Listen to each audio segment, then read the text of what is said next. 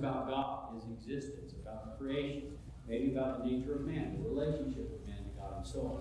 And then the other is a little bit more specifically about the interaction of God to man in the form of revelation of any kind.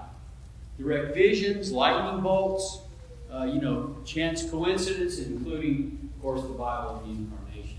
So those are kind of two foundational sets of beliefs that we have, but they have implications and applications in our personal lives and also in our religious practice. So that's kind of a set of topics again. Each of these squares up here, and I'm not going to show you the detail of them, is a set of, what would you say, 5, 6, 7, 8 topics, various amounts. And then the postscript, which is how to live in the world as hospital. Okay? This is where we are, lesson 2. Maybe we can watch the red arrow slowly creep down, maybe by the end of August. That's what we'll do. These were all your inputs, which I really appreciate the work the groups did Sunday. I took them, my quick notes that I was trying to take as you outreach, and I turned them into questions. And I may have abused them a little bit, but I tried to make them into questions that we would need to answer for ourselves, to know how to live, to know how to interact with others, to know how to answer others who have these kinds of questions. So this will be a resource that Philip and Eric and I will use to make sure, and most of them, it seemed to me, you can see I grouped them in those same 4 categories, right? Theology, revelation, morality, and then religious practice, okay? And there were some issues related to social justice and the role of the church, and that kind of straddles the last 2. But I think those are good. So this will be, I'll begin to put the slides online too and share those so you can take a look at these and see if I abused them too bad. The one I couldn't remember how to deal with was something about good vibes.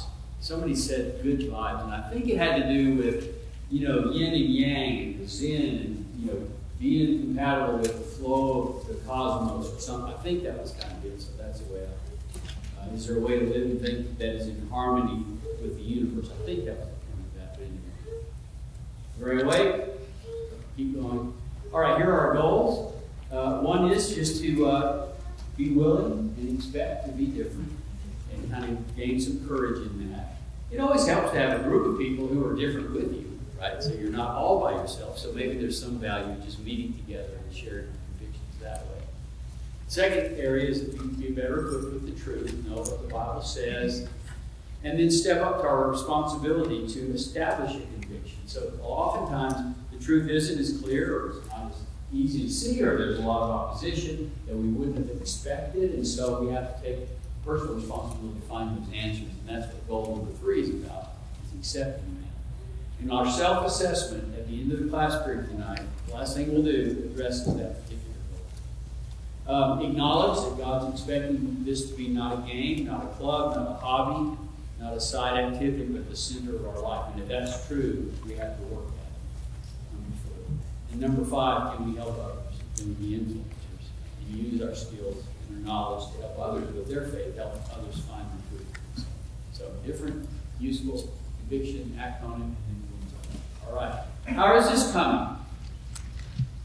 How many have at least got a copy or an audio? I guess everybody hasn't yet, the link.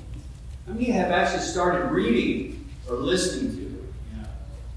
I recommend it if you just wanted to just like get a jump start, go look at chapters, I think it was 11 and 12 in book 3. I think that was right. They're both entitled Faith. It's two chapters on faith. That kind of leads into what we're going to talk about in the discussion of God and the existence of God. Well, I finished it a couple of days ago again. Have you ever read it before? Okay, that's great. I'm amazed. It doesn't matter if I've listened to it before or not. Listening to it again, I think, oh man, what a great point. Well said. And by the way, it's just so well written. Nice short sentences. It was a radio broadcast at the beginning, and it was turned into a book, so it's written not at a very, not academic level with a lot of kind of complicated arguments. Comments on reading the book. Yeah, anybody have any feedback about it? Suggestions? No? I think it's interesting when he's first introduced the book. I found myself, whenever I'm talking to friends like those Baptists, those Baptist Christians and Pentecostal Christians, when he just says everybody is a Christian, even though we different. Yeah, so, I would, of course, object to some of that language. But what he does say at the beginning is, and, he kind of attended the Anglican church meeting, but I don't know that he's all that improving what they did and all the things that they stood for. What he said at the beginning of the book, which I appreciated, was he said, this is mere. I hope you listen to the preface, by the way. It's a long preface, and I generally skip those. You should listen to it, because it describes where he's coming from and what he means by mere Christianity. What he means by that are the major tenets that are sought, in his mind at least, are way more important than differences you might find in denominations. I don't know that I agree with that, but at least he doesn't deal with instrumental music, he doesn't deal with organization of the church or popes or indulgences or any of that.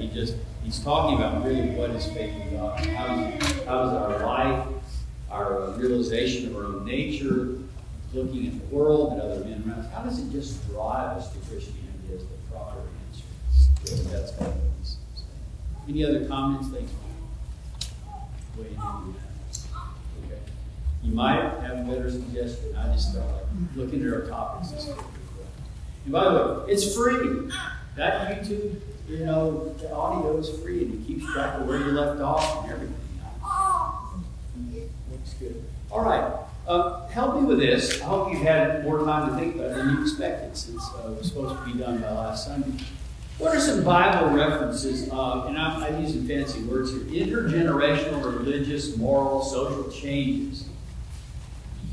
You know what I'm talking about? I try to give you an example. So you remember that Cain was kind of driven off, and I guess he had a lineage of some kind, sons of men, you might think of it.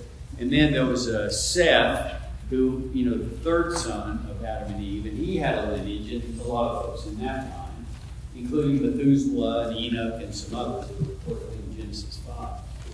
How are things going through those generations? Where do they go from good to better, from, up and down, or how did it go?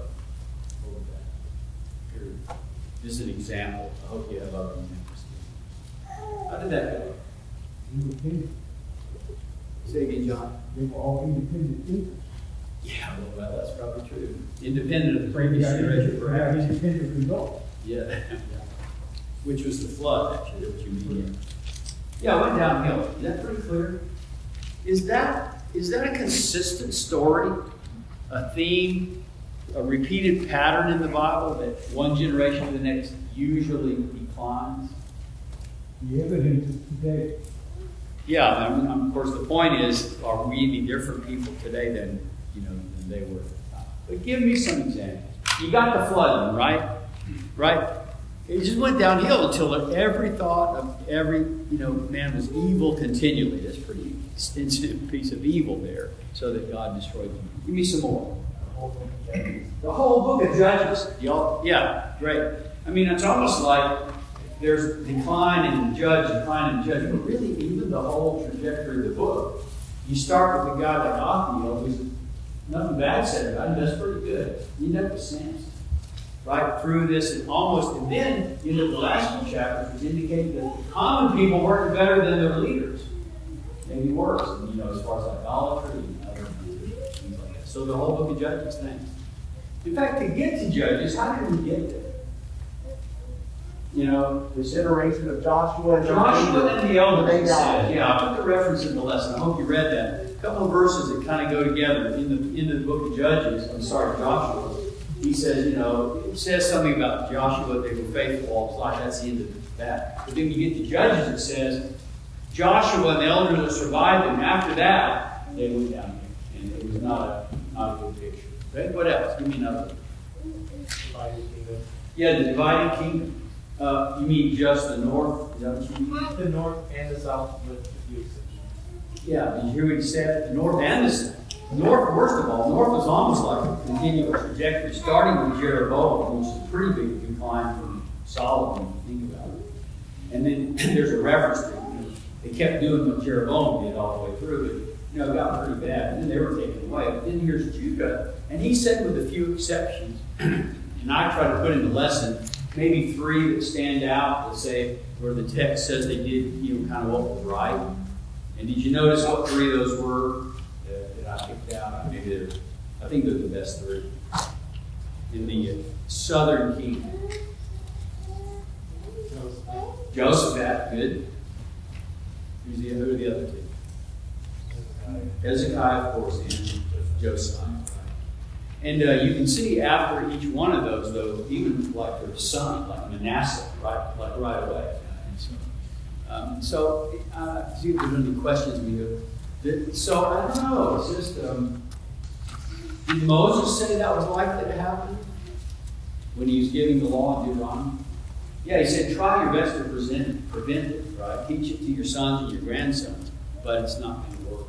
Did Joshua kind of predict it was going to happen? You told him you can't obey. Yeah, sorry. And it's interesting that there was a generation to give it, didn't it? And then, of course, all the things that happened in the kingdom.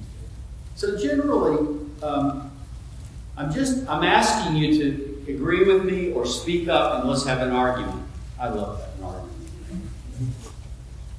Isn't it really true that each generation typically is more liberal, less self-controlled? I put some things in here. There's maybe less social order. Not always, occasionally. In fact, it occurred to me looking at these guys, Jehoshaphat, Hezekiah, and Josiah. What was interesting to me was, how did that happen? Right? How did this exception, this little peak, happen all of a sudden? I wonder what caused them to kind of say, wait a minute, we've got to rethink this. We've got to take down the idols and clean out the temple, or whatever they did in terms of their reform. What made that happen? Because it was certainly an exception, wasn't it? It's interesting, this is a theory, that in each of those cases, Jehoshaphat, if you remember, made alliances with the northern kingdom, and there was a common enemy between them. You remember who that was? It was Syria, and Hadad, and that. And it's almost like that was and then in the time of Hezekiah, who was the threat? What's that? Babylon. No, Assyria. Assyria, right. In fact, it took the northern tribes away. In Hezekiah's time, he could kind of look up and say, whoa, God's judgment. And then Josiah, what's happened? That's Babylon, right? So you almost can imagine that maybe there's a time of crisis that causes some of these. Now, Josiah, of course, started as a kid. You can think about a lot of different factors that way. Anyway, so thanks for those answers. So here are all my examples that are off the lesson sheet. I don't really need to spend time with. There are a couple of points I would maybe highlight in here. In the case of the judges, they knew not God. I don't know how that happened. You either forget, you didn't learn from one generation to the next. They did make covenants with the Canaanites. They intermarried, and they adopted the social and religious norms of the Canaanites. Is that a familiar story? That the next generation is often, especially in a group that's different, will be tempted to be drawn into the world around it. Does that ever happen in our situation? I think it does. And then Solomon, again, it seems like maybe things are always worse in the time of prosperity and power. And imagine why that would be. Think about it. Remember, we're kind of seeing that with Jehoshaphat, Hezekiah, there really were some national crises going on. Maybe it caused you to rethink that. And I think in our time, world wars, other things like that, C.S. Lewis points that out to some extent too. World wars have a tendency to bring people to their senses. So wait a minute, we're not as much in control as we thought. Men are really more evil than I think they might be. And all these things that we thought we were making progress, we make the world just an ideal place and everybody's going to be perfect by centralized control and socialistic policy. We're in chaos. People are acting like crazy people. So that often drives people to rethink. But I think in a time of success and prosperity like Solomon, it doesn't work out. So after Jehoshaphat, of course, one of the main influences there was he had made an alliance. And Jezebel's daughter, I think, Athaliah, was married to one of his sons or something. And so that lineage began then importing the bad things that had happened up in the north down into the southern kingdom. And so I'll put some text in there. You can look at these later. And he walked in the ways of the kings of Israel, that's the north, just as the house of Ahab had done. For the daughter of Ahab was his wife. He did evil on the side of the Lord. And then, like the house of Ahab. So there's clearly a cultural leakage of evil into there. After Hezekiah, next guy, his son, Manasseh. Interesting quote there. It says he just adopted the religions of the world or something, or all the gods of the world or something. It's almost as if he was going to be cosmopolitan and import these other worldwide religions. And of course, after Josiah, there was just military and political crisis. There's the quote I was going to let's see. The abomination of the nations. I don't know. Sorry. That's not the quote I thought it was. Here's a little graph I found online. I think it's kind of cool. Look at if I do this. Yeah, so if you see that sine wave there, that's somebody's idea of the spiritual status of the Israelites, or the southern kingdom, and the northern kingdom in a different color. You see that? So he's kind of course, the general trend is of course this way down. This is hard to read, but you see a few things here. So right in here, that's the lowest point under that guy. Jehoshaphat's kind of the peak, right?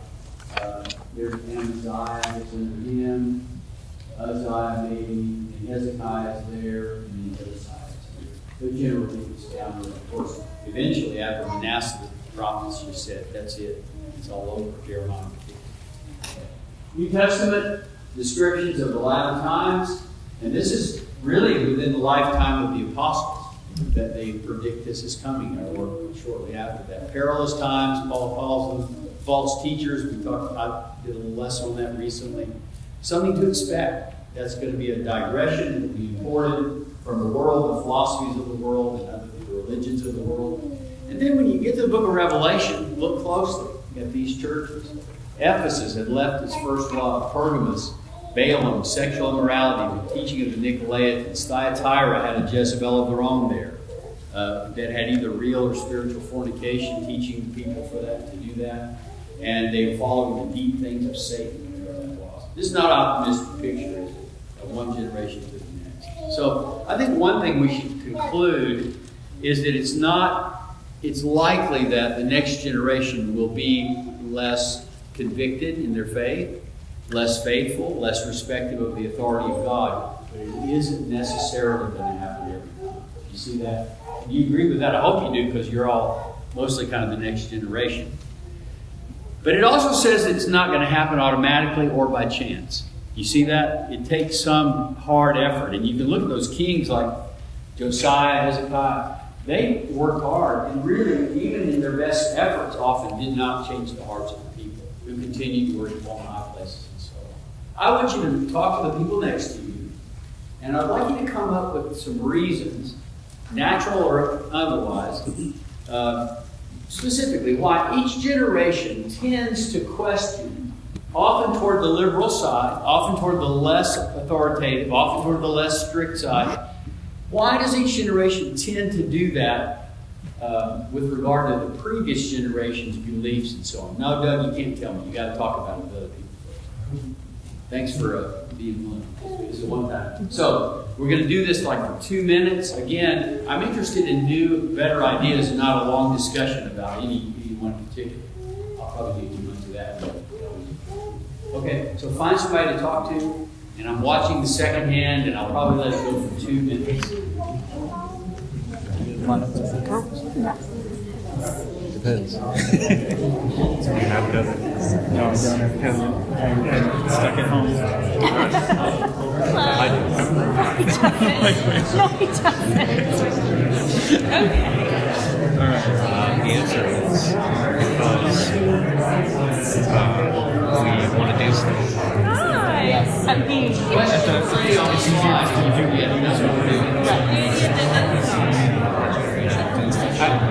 This isn't even. There's a natural inclination to it. It's part of the built-in fault and frailty of human beings. It's why teenagers want to not obey their parents. Main substances. Like all of this stuff is just, maybe that's a little bit Freudian, but I mean, that's what it is, right? We just want to be our own people. It's a tendency to individualism.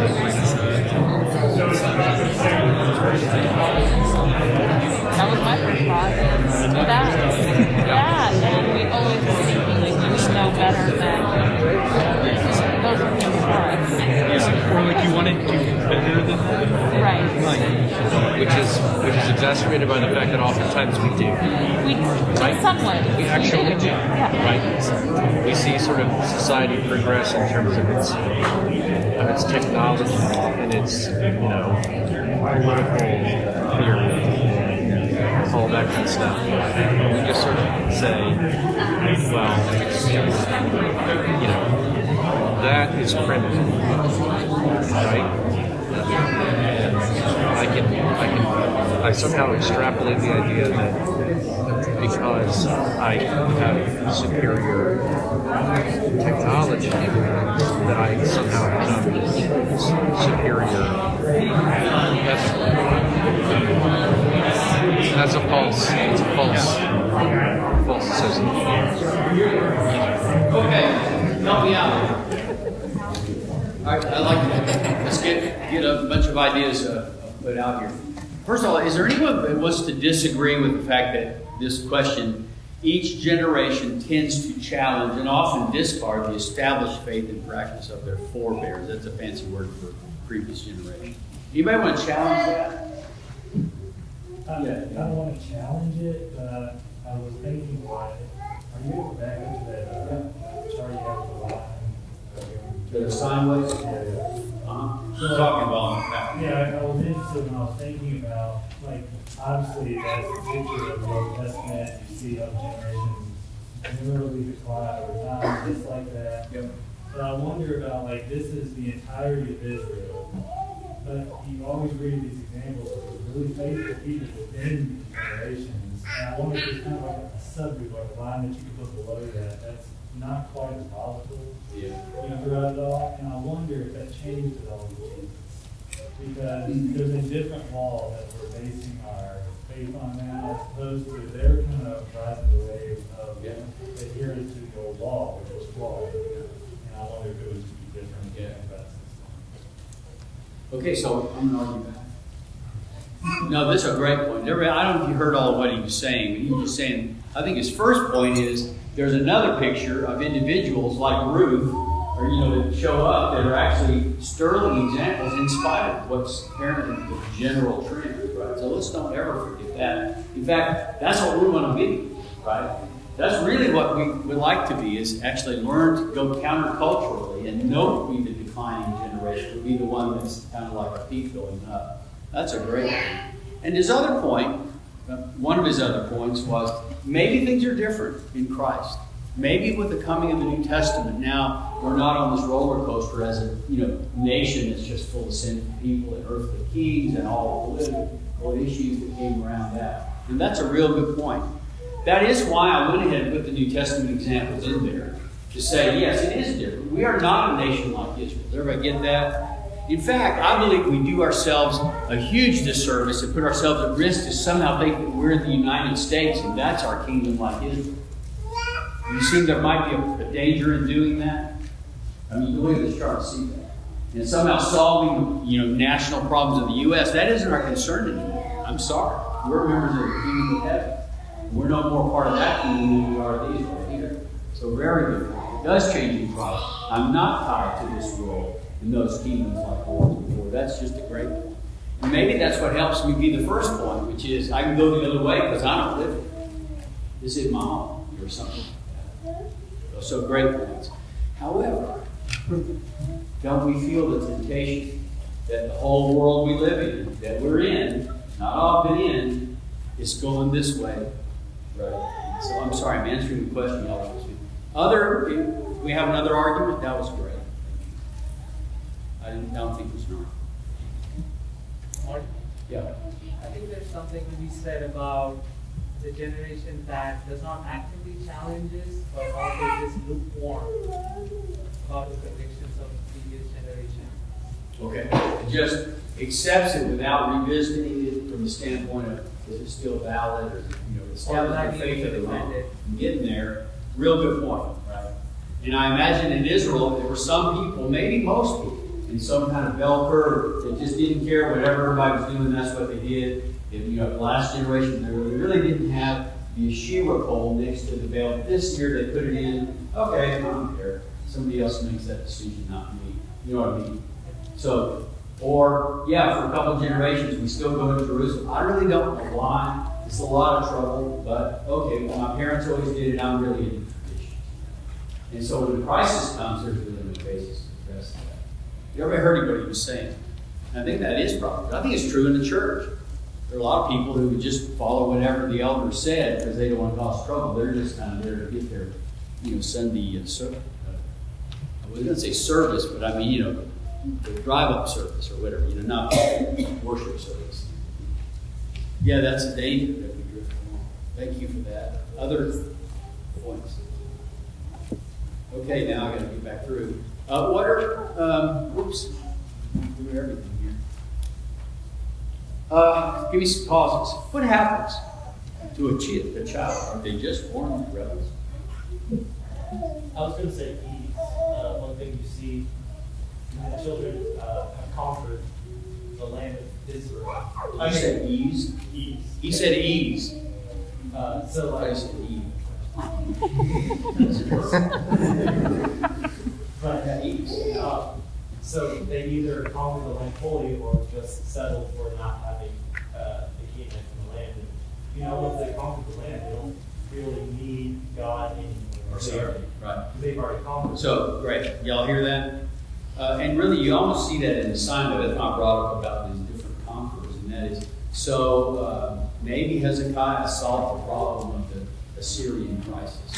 So now Manasseh, I'm in good shape. How about Solomon? Pretty prosperous. I mean, he can do whatever he wanted with a lot of power. Yeah, so that's interesting. So there's a sense of self-reliance, maybe that comes with that. Good. Yeah, Doug. So, I don't know if he's saying that that's a bad thing or it's a good thing. Either way, maybe a natural thing. I think the process of becoming a Christian is actually, a next generation down. Because we figure something is not right, something has to be corrected. Yeah. And that's why we come to Christ. But I would think, there's such thing as generational curses. Generational curses, okay. Where you think like the father, son, Yeah. so on to the fifth generation of the Bible. So it might be trying to break a curse. Okay. Or get out of that process. Okay. Of repeating. Okay. I'm gonna say what this made me think of. Maybe where you're going to. Is it possible that one generation looks back at the one before and the one before that and say, "Man, did they mess up"? Does that ever happen? Is that kind of what you're saying? Like I look back and I say, "I ain't following that again. We ain't making that mistake." Right? I mean, so I will tell you the story of the 60s. I became a teenager in the mid-60s.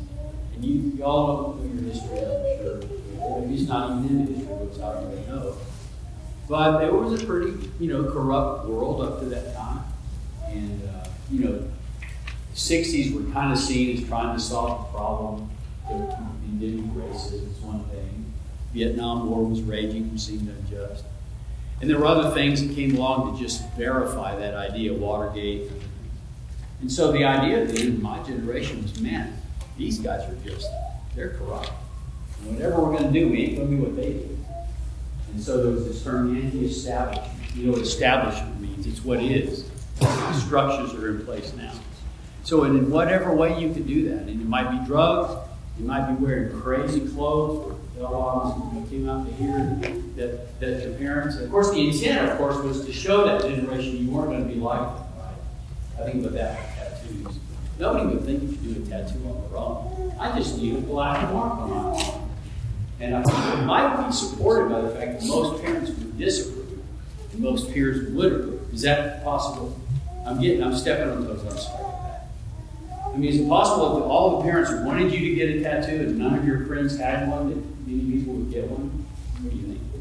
Well, Solomon was pretty clear in his assertion in Ecclesiastes about everything under the sun. And if you look at the fundamental thing of human condition, we're all human beings. Right. We seem to do the same thing, Right. whether it's good behavior or bad. Yeah, okay. And so I would ask just to say the postscript to the point that it is often the case that children look back on their generation and they see their mistakes. Are you surprised that these people have mistakes in their lives? That they have imperfections, that societies are not really what they ought to be? Isn't that almost a perennial state of mankind? So it's not really a surprise when, it seems to me, a next generation looks back and says, well, they messed that one up. They clearly are not very smart on all these other things. What else? What's happening when you have Mason? I was just going to say, thinking about it rationally, it doesn't seem like a surprise that a generation might get it terribly wrong, and the next generation would say, yeah, that was wrong. But the language of, revolt and doing it better and all that is, we can't believe how terribly they messed up. The surprise is always expressed in terms of surprise and how could they be so stupid? Well, of course, then the issue, not the issue, but the logic becomes, if they mess that up, then all these other things that they hold to must also be questioned. Or questioned. And I'm not saying they shouldn't be. I'm just saying it's a phenomenon. I'm just trying to understand it. You disagree it's a phenomenon, you don't have to answer this question. I'm just trying to, Kind of a preachery answer. But sometimes I think it's out of a good heart. Like you see the problem, and like, we're going to fix it. But where you look for the solution? Right. You look for the solution by being more like your peers versus looking for a solution from kind of a scriptural standpoint. Right. And that's it. And she raised her hand before you. I'm sorry. I think people really want to make things better. Yeah. So whatever you decide is the appropriate thing. You That's what you want. You want to have it authentically, something in the life. Right. So it kind of depends on what is the thing that needs to be made better. So defining the problem and defining what improvement is become really important. All right, Grant. Yeah, that's good. So you're saying there's sometimes a little myopia with regard to which issue you work on? Is that your hint? Is you Well, hinting so at that? yeah, I mean, the challenge is what are we deciding? to Yeah. focus on? And even What is our have we defined the motivation? problem correctly as well? Is that really the problem, or is there something behind that? And we always do make things better in a lot of ways. Good. Like our That's another- that's a generation key does one. 1,000 things better, 1,000 things 1,000 times better than our previous generation. And we somehow extrapolate the idea that because our technology is Hear better, that? or our political theory is better, that somehow our ethics are better. That's right. Or something like And that. I think, the social Darwinism that kind of pervades things is that, we're always getting better, onward and upward. And all it takes is a kind of a world war to sweep through to kind of crush everybody's idea that everything's getting better, that progress in technology, you said, is extrapolated into social systems and other things. No, that's not working. But I think that's the point. I think it is true. Each generation probably thinks, hey, we invented bronze in my generation, or iron, or we went to the moon in my generation. Have y'all done that yet? Whatever it is. The internet and social Yeah. media. Yeah, definitely. From my understanding, I think it's the previous generations that challenge the new generation that have that type of thing. Okay. So, I think we're concluding that there is each generation there is a challenge. Natural. I think it's part of growing up. I believe you, as just an individual kid, want to be independent of your parents, to think differently, and be smarter, know something that they don't know. You're getting tired of them being such a know-it-all. You kind of get over that when you get down to your teens, but you really want to be independent, think for yourself. Unfortunately, that's often expressed as thinking like everybody else but your parents. I mean, often the influences like the tattoo thing are those around you, and there's really less independence in that, it seems to me, than, challenging your parents. But anyway, so that happens. The trend is often, in the large, downward. There are exceptions, what we're saying. What I also hear everybody saying, probably in somewhat of rebellion to this exercise I'm doing, I think, and that is, but you have to. That's how you get to the truth. Yes, David? Yeah, I noticed also that there is a notion that whatever is new and innovative is a synonym of good I like and that. advanced. Yeah, because there's a sense that the world is always going upward and onward and upward, better and better. And that's, I think, this Darwinism kind of story that we've told ourselves is that we're just evolving socially, just like we evolved somehow in the past biologically. And new is better. Isn't that the sense, right? New is better sometimes. Anyway, yes. Okay, reasons are valid, some of them, that generations question what comes before. The trend, the habit, the more than average situation is it's a decline, morally and spiritually. Look at our own nation. I mean, the data is there. You don't have to question that. But that's the very time when it really seems to me that truth should be established. You have to come to your own conclusion. Challenge what your parents believe. Not just so you can be different from your parents, so you can find the truth of what they're saying or not. I mean, that's it. And I think, to me, that explains the whole model. But be aware that the rest of the world is not going with it. Right? In general, on average, the society as a whole is not going that way. Paul also made a clear point in Romans 7 when he was trying to get the believers to understand how we're united in Christ, when he said that the law spiritual. And he said the things that he don't understand, he do, but it's the things that he hates, he finds himself doing. Yeah. He's trying to do right by what he believes. So we all have a personal struggle. I want to read this case, and I want you to talk about it for a couple of minutes. Petticos, is the way you say that name, is a healthy and thriving software engineer in his late 20s. He grew up in a mid-sized, morally and spiritually conservative school where his parents had been, he grew up in a mid-sized, morally and scripturally conservative church. Who wrote this thing? Where his parents have been members since they were married and moved into town. The church, consisting mostly of affluent members, has enjoyed peace throughout his lifetime with no major doctrinal controversies that he's aware of. His parents have always attended the church somewhat regularly and have a good social connection with most of the members.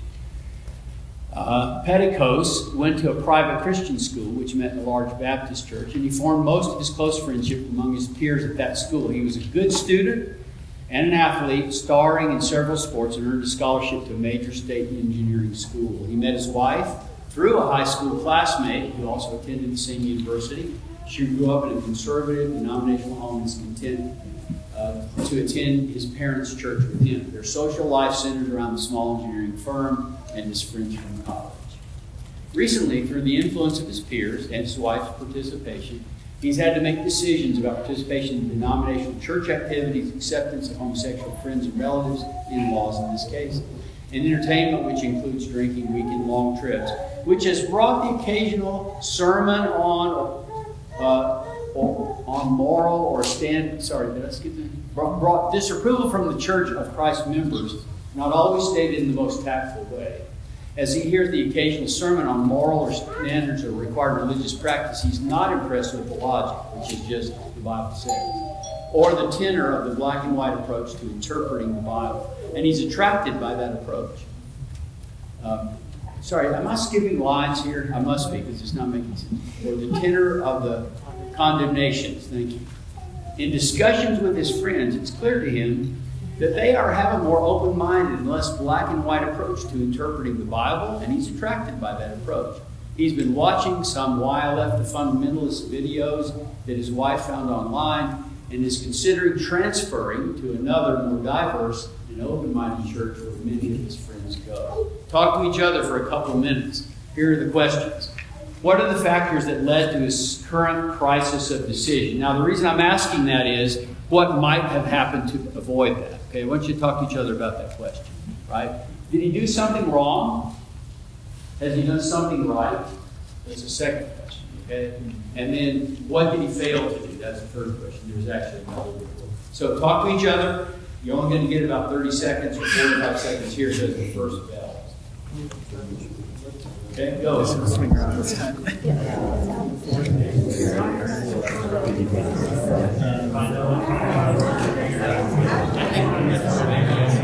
Well, actually, I was about for number one, our parents, friends, and like so kind of like people in his life. I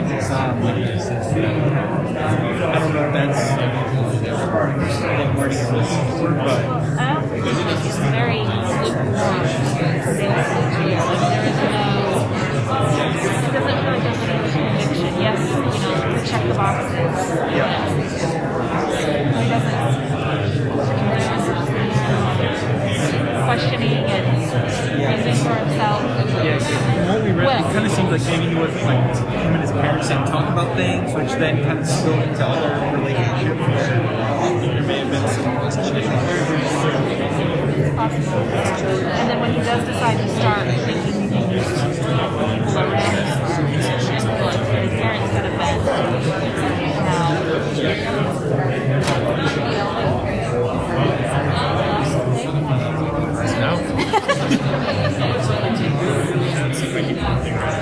So I think that kind of bleeds into what he did wrong. What he did wrong was he surrounded himself with people that weren't seeking true truth, if that makes sense. Yeah. That makes sense. Like there were, and then, but what he's done right is he is questioning. That's never a wrong thing. I wonder if the implication of this is that the problem is that he doesn't address those things with the church. I don't know if that's the implication. 34 seconds. Right, it says he has a discussion with his friends. Yeah. He's not really sourcing the problem. Kind of. Yeah, some of the stuff that Ashley and I wrote down was basically like at the beginning he never really like fell in love with like trying to understand the scriptures, and so then he never really tested his faith. So then it kind of like led down, and now he's kind of like deep into this thing where now he's asking the wrong people, right, trying to find the right answers. Do you guys have any recommendations for him? All right. Just be Sorry open to and stop you honest. so quick. We have we're going to keep going a little bit even after the bell rings. The kids will be corralled. There's not a worship coming in, so we'll go make sure we get kids to talk about this. First of all, I just want to say, any resemblance, likeness to any member of Embry Hills, past or present, is entirely intentional. Okay? So as we talk about it, you can be relaxed about it. So, what are some factors so there's a crisis of decision, really, right? Am I going to do these things that would have bothered my conscience perhaps in the past, or not? What's led to that? And you can read into the story anything you want. I mean, just made it up, right? If it's not there, you're free to invent the details that seem logical or likely, because I'm just trying to learn. Is this a story that you could identify with at all? Have you ever seen anything like this at all? Okay. Talk to me. What happened? What led to this crisis? There's a pattern of syncretism all through his life. Okay, give me an example. Well, First of all, define secret. He's living with other ideas. Okay, one belief and contradictory idea, but somehow you're able to. Yeah, so he went to a Baptist school, presumably some influence there. He married a wife who was from a denomination, presumably slightly different beliefs there, something of a compromise. His social circle is people who have slightly different beliefs than he does, but he tolerates that. Yeah, which has led to the immediate crisis. Is that right? Yeah. I think some of it is just he's never been challenged, He's never been what? Challenged. The very first paragraph. Y'all hear that? She said he's never been challenged. And he lives in it. I mean, he's lived in a good church. You think you faced a lot of immoral crises at the high school? Yeah, I mean, it's just... Probably not. I mean, nowadays you probably would, but mostly less than in public school. He's lived a probably pretty good life. Never has really been challenged in things. Hasn't really had to face huge crises in life. And it just And seems even the like... church has never really been a big split or big argument over doctrine, or even, which we're so thankful we've had this long period of peace because nobody's had to get into an argument about the scriptures or anything. And it just seems like he's sitting back. I mean, this is the social worker and me, who knows all about like the, just like typical child development, but he's reaching that stage of like, is this really it? Do I really believe this? Sure. Yeah, do you hear all what you say? Is this really it? Do I really believe this? Talk to me, some more ideas. Yeah. You were talking about a bell curve. Most people probably fit in the middle where they just kind of go one way or other based on kind of who's leading them or what's happening. Like that might be the case where Pat goes through. His family, he's comfortable in this church environment where he has social connections and he's up there and he's generally okay. But then when you get to school and you start marrying a wife that's slightly different beliefs, you start kind of going with the flow of that bell curve. It's kind of similar. So Mason called it syncretism. So in some ways, then there's a way of avoiding that. There might have been something that could have come up at school or somewhere in the church, something that's needed some level of division of faith, but it doesn't really ever happen. Just in personal experience among my peers in engineering, a lot of engineers get big heads. They know, we're engineers, we're smart. Has he been successful generally in life? Yeah. Yeah, in everything. Right? Popular, athletic, scholarship, major university, good job, right away. So, again, that's a little bit of Rachel's point, but it's also like there's a sense of self-reliance there. Would you condemn him for that? No. But it's to the point of, he's like, well, since I did all this myself, why can't I get these, why can't I be more open-minded? I mean, if I've done all this so far, why does God take all the rules? Sure. How much I've done myself. Well, I've been right about most things so far. I'm exaggerating, and so are you, but you all get the idea. Do we ever feel that way when things are going real well in our life? And we got the education, we got the job, we got the scholarship, we got the nice looking wife, we got everything, really. And it kind of looks like we know what we're doing, doesn't it? That's I think, your point. I'm emphasizing that. And remember, we talked about the fact that when there's prosperity, who said ease? You said ease before, right? When there's ease, that's a dangerous time. Yes. Kind of read. Other comments where I would say a few things. Yes, Jerry. Reminds me of the comment in Judges that the generation that apostates, that fell away, that they did not know war. Yeah, it's good. That they did, I think that is what's going on there. Yeah. They haven't had to work or struggle for anything. That God's power was manifest through their weakness. In some ways, I remember right in the text, it suggested that Yahweh left some of the nations so they would remember, wouldn't forget that. Well, what did they do? They made covenants with them, intermarry and kind of avoided that conflict. Marty, I was just going to say, it almost seems like his relationship with God is through people. Instead of a direct relationship and learning God, it's more about what are people doing around them. Okay, good. So this is where what is his relationship with God? Is there something missing in the story that you might have expected? Yeah, it doesn't mention anything about his spirituality. Isn't that interesting? So it mentions that he's just living life through inertia. That he's going along with wherever he grew up, and just maybe he knows Bible stories and facts. Right. But he doesn't mention anything about his spiritual life. In particular, the beginning of that spiritual life, which is we call it being born again, I guess, right? Did you notice in the story there's nothing about that? I mean, in some ways, that's the big crisis in your life. It seems to me it has to be you face that, and you work your way through the fact that I'm a sinner, and I don't understand this world, and God may has a plan to keep me from being in trouble with His holiness. You understand what I mean? I'm not trying to be casual about that.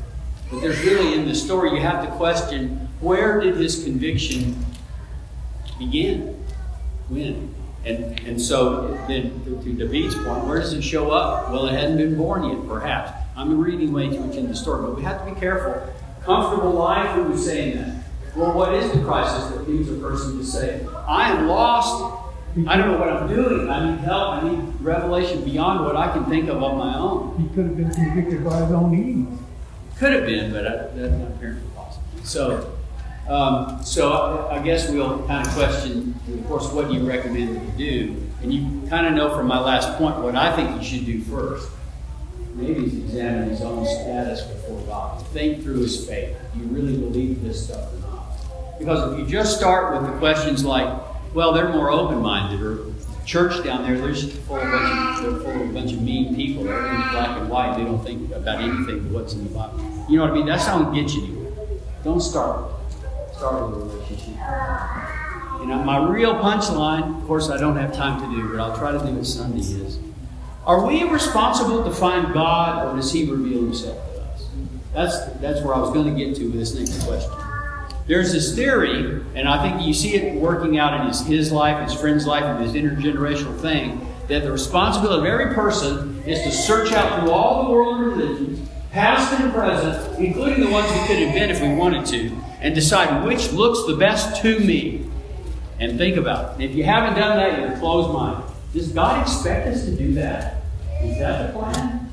Is there something kind of silly about that idea? That we're responsible to try everything out? Try anything out that someone brings to us and say, well, try this, try this. Is that the Bible picture of how God establishes His relationship with us? Is we keep trying everything out until we find what we think is the best plan? Is that the plan in the Bible? Is that the way it's presented? Well, the lesson material has some scriptures to look at. So is your assignment, these are what they are, and I think it's for the self-assessment, but it's in there too. The assignment for Sunday is to go on and finish the lesson 2, fill in the scripture, do the self-assessment, and then this is a preparation sheet for Sunday. Okay, it's in the paper you got, and I'll put it someplace where you can get it on. Thank you, and I'm so sorry I'm rushed.